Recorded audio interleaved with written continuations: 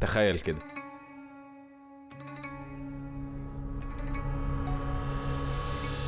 من آلاف السنين واحنا لسه ما اخترعناش ولا كهرباء ولا نت ولا عربيات، المصريين القدماء كانوا عاملين اختراعات سبقت العالم كله. في الفيديو ده هنتكلم عن أغرب 10 اختراعات مصرية قديمة سبقوا بيها العالم، وصدقني هتتفاجئ جدا.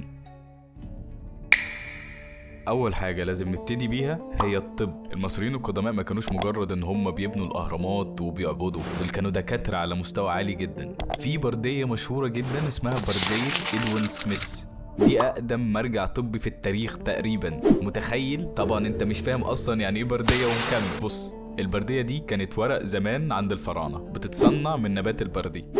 في البردية دي مكتوب تشخيصات لكسور في الجمجمة وعلاجات لإصابات العمود الفقري. يا فقري. وحتى وصفات للتعامل مع الجروح والالتهابات. كمان كان عندهم محاولات في جراحة المخ، يعني كانوا بيفتحوا الجمجمة كده ويعالجوها، ده قبل آلاف السنين. أما بقى الأسنان، فاللي يمكن يدهشك إن هم كانوا بيعملوا حشوات للأسنان من خليط العسل والأعشاب. تخيل معايا في الوقت اللي كان فيه شعوب تانية لسه بتفكر إزاي تنظف. الفراعنة كانوا بيخترعوا أول حشوة في التاريخ. يعني لو النهاردة رحت للدكتور عشان يعمل لك حشو، تفتكر إن إحنا اللي عملناها، متنساش. نروح لاختراع يمكن يبان شكلي اكتر لكن هو عبقري، المكياج والكحل. المصريين القدماء خصوصا الستات كانوا بيحبوا الجمال جدا، وابتكروا طرق للتجميل زي الكحل والوان العيون. بس المفاجأة هنا ان الموضوع ما كانش للزينة بس.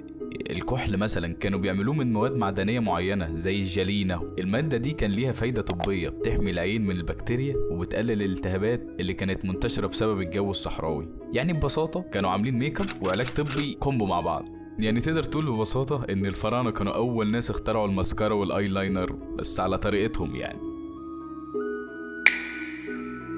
الاختراع الثالث، ويمكن يكون ده من اهم الاختراعات اللي غيرت البشرية كلها، ورق البردي اللي احنا كنا بنتكلم عليه. قبل المصريين الكتابة كانت صعبة جدا، يا اما كانت على حجر يا اما على الواح طين، حاجة ما كانتش عملية. لكن المصريين قالوا ليه ما نستغلش نبات البردي اللي بينمو حوالين النيل، فقطعوه وضغطوه ونشفوه وطلعوا منه ورق خفيف وسهل الكتابة عليه.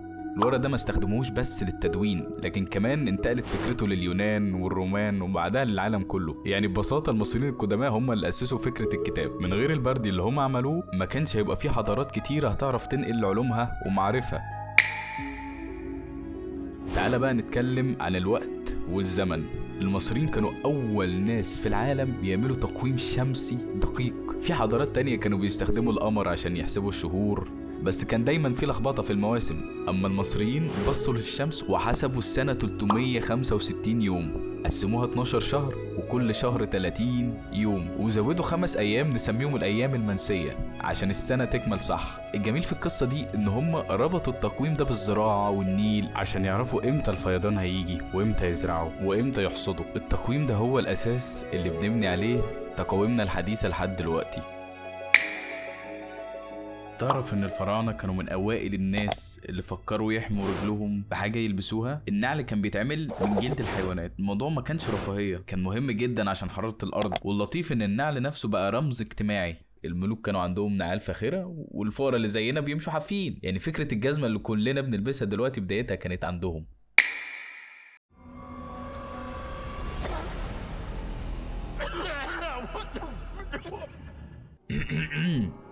المصري القديم كان بيحب المشاريب قوي، واشهرهم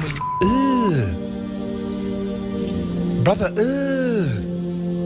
اتعملت من الشعير المخمر، وكانت جزء من اكلهم اليومي. حتى العمال اللي اشتغلوا في الاهرامات كان جزء من اجرهم اليومي عبارة عن ازازة بيرة. يعني البيرة ما كانتش رفاهية، كانت زي الاكل والمية. قبل البلاي ستيشن والضمنة طاولة كان في لعبة اسمها السنيب. دي تعتبر أقدم لعبة طاولة في العالم، عبارة عن لوح فيه 30 مربع وقطع حجرية صغيرة بتتحرك بقوانين معينة. اللعبة دي ما كانتش بس للتسلية، لا ده كان ليها معنى ديني، بترمز لرحلة الروح في العالم الآخر. يعني المصري القديم كان بيلعب وبيتعلم فلسفة في نفس الوقت.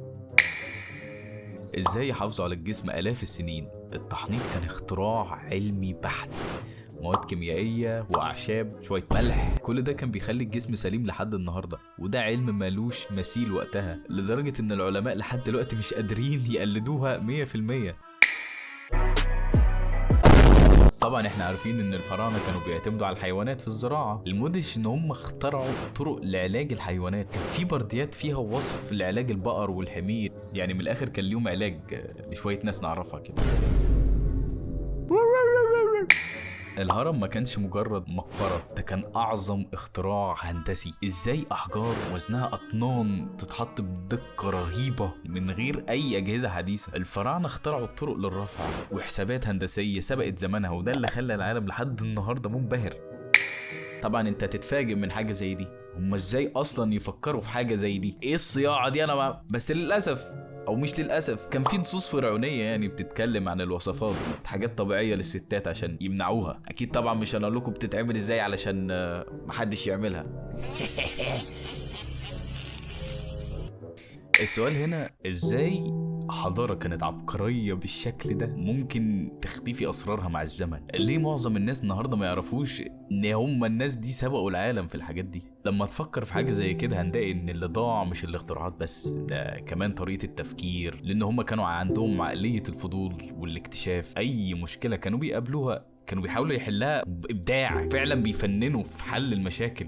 وده فعلا التحدي الحقيقي لينا دلوقتي. هل احنا عندنا نفس الروح دي ولا بقينا مستنيين غيرنا يخترع لنا وان احنا نستخدم الحاجة وخلاص؟ اللحظة اللي لازم ناخد منها درس ان هم كانوا ناس عادية جدا، بس فعلا كانوا مؤمنين بالعلم والتجربة، واللي ميزهم فعلا ان هم حطوا العلم في قلب حياتهم اليومية، مش بس معابد واهرامات لكن كمان حاجات صغيرة جدا. كده اتفقنا ان مصر القديمة مش بس تاريخ واهرامات، لكن كمان كانت مصدر لاختراعات لسه مأثرة في حياتنا لحد دلوقتي.